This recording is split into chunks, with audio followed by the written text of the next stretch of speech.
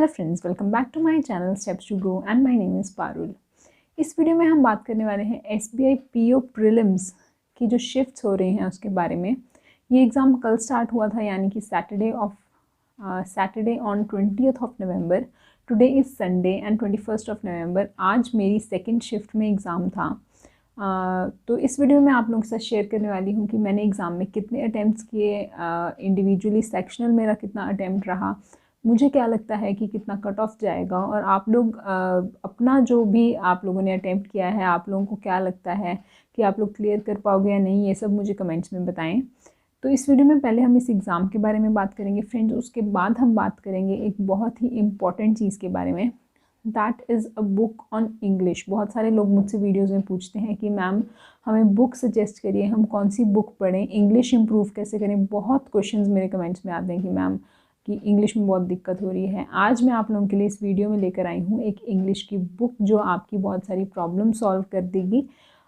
Even I have cleared one exam, अभी मैं PO के लिए प्रिपेयर कर रही हूँ।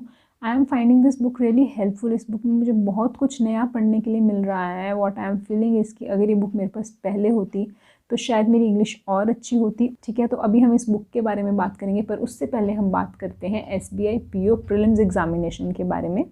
मेरा एग्ज़ाम फ्रेंड्स सेकेंड शिफ्ट में था। अगर हम टोटल अटैम्प्ट की बात करें तो मेरा अटैम्प्ट रहा है 69।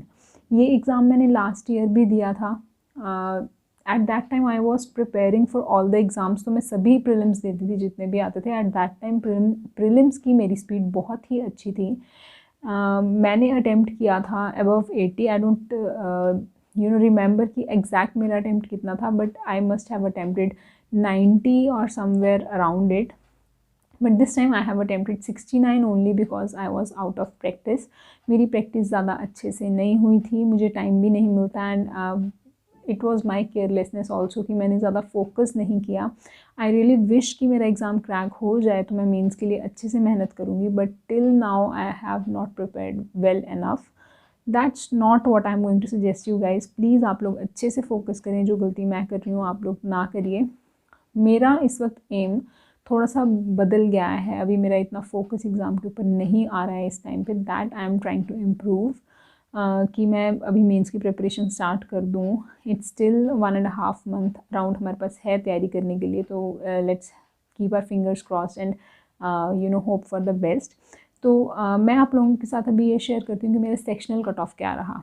तो इंग्लिश में मेरा कट ऑफ रहा है, जो कि सबको पता होगा कि 30 क्वेश्चंस होते हैं, 20 मिनट्स होते हैं, और उसमें मेरा अटैम्प्ट रहा है 26।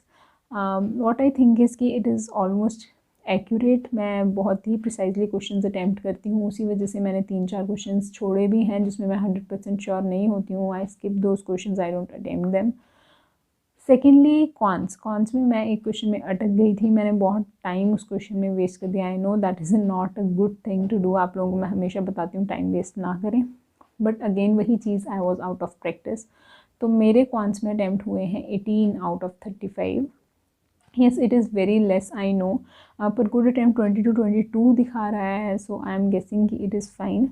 20 से 22 गुड अटैम्प्ट बता रहा है। अगर आपने इतना किया है तो that is well enough. Third section was reasoning में जैसे कि 35 क्वेश्चंस हैं, 20 मिनट्स हैं, आई अटेम्प्टेड 25। फ्रेंड्स, इससे पहले जब भी मैं प्रीलिम्स देती थी I never use to leave any question of reasoning. मैं रीजनिंग का 35 हमेशा अटैम्प्ट करके ही आती थी, but today I couldn't. I attempted just 25 out of 35, but listening to the good attempts it is around 20 only, so I am hoping I have done well there too. Total मेरा attempt बनता है 69, विच I am thinking कि अगर totally accurate रहा there are chances to crack. अगर ये इसमें मेरी कुछ गलतियाँ हो जाती हैं, कुछ नेगेटिव मार्किंग हो जाती है, then definitely I am not going to pass this exam. You people tell me what you think about my attempts and how I have done my exam. आप लोग मुझे बताइए कमेंट करके नीचे कि आप लोगों ने कितना अटैम्प्ट किया और आपको क्या लगता है कि कट ऑफ कितना जाएगा। व्हाट आई थिंक इसकी कट ऑफ इतना ही जाएगा, 65 के अराउंड। अगर मेरी गलतियां हो जाती हैं कुछ तो I am not gonna clear this. If it is accurate about 90% accurate, तो I am going to crack the exam. What do you think?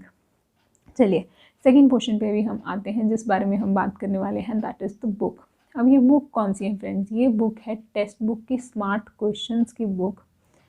Text book ने अपनी बुक्स लॉन्च की हैं। टेक्स्ट बुक का नाम आपने सुना होगा, बहुत बड़ी ब्रांड है बैंकिंग में, टेक्स्ट बुक का नाम सब लोग जानते हैं। तो टेक्स्ट बुक ने अपनी बुक्स लॉन्च की हैं। इन बुक्स के कुछ स्पेशल फीचर्स हैं।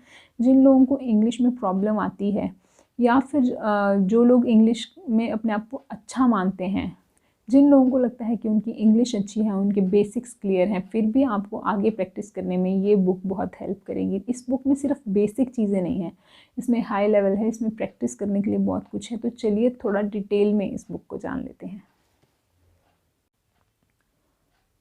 So friends, this is the book. This is best 4000 smart practice questions.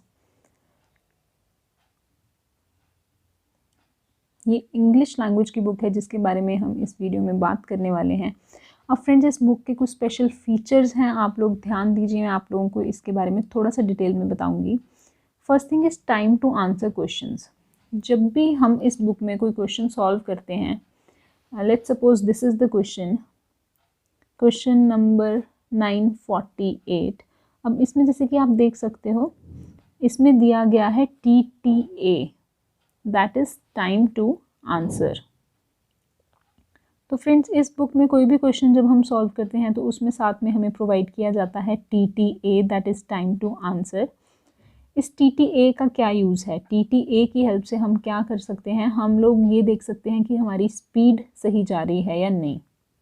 ठीक है, हमें ये पता चलता है कि हम इस क्वेश्चन को अटैम्प्ट तो कर पा रहे हैं, पर क्या ये हमारे टाइम फ्रेम के हिसाब से ठीक है? जैसे कि हमें पता है बैंकिंग में हमें 20 मिनट्स मिलते हैं, 35 क्वेश्चंस करने होते हैं in case of prelims. That is a very high speed that we need to achieve, right? तो इस TTA की हेल्प से हम उस स्पीड के जो स्पीड का बैरियर आ जाता है हमारे और एग्ज़ाम के बीच में, हमारे और हमारी जॉब के बीच में, उसको दूर करने में हेल्प करता है ये टाइम टू आंसर। चलिए अभी हम बात करते हैं इसके नेक्स्ट फीचर के बारे में। फ्रेंड्स, इस बुक का एक और बहुत ही अच्छा फीचर है, that is smart answer key. नाउ व्हाट इज़ दैट? स्मार्ट आंसर की में क्या है? इस बुक में जितनी भी आंसर कीज़ प्रोवाइडेड हैं, those are called smart answer keys. By, क्योंकि इसमें हमें बहुत ही क्लियरली मेंशन किया गया है कि जितने भी क्वेश्चंस हैं उनको कितने लोगों ने करेक्ट आंसर किया और कितने लोगों ने उसे स्किप किया। इसके ऊपर एक एक्सपर्ट्स की टीम ने प्रॉपरली काम किया है और उन्होंने ये टाइम कैलकुलेट किया है, ये सब चीज़ें कैलकुलेट की हैं।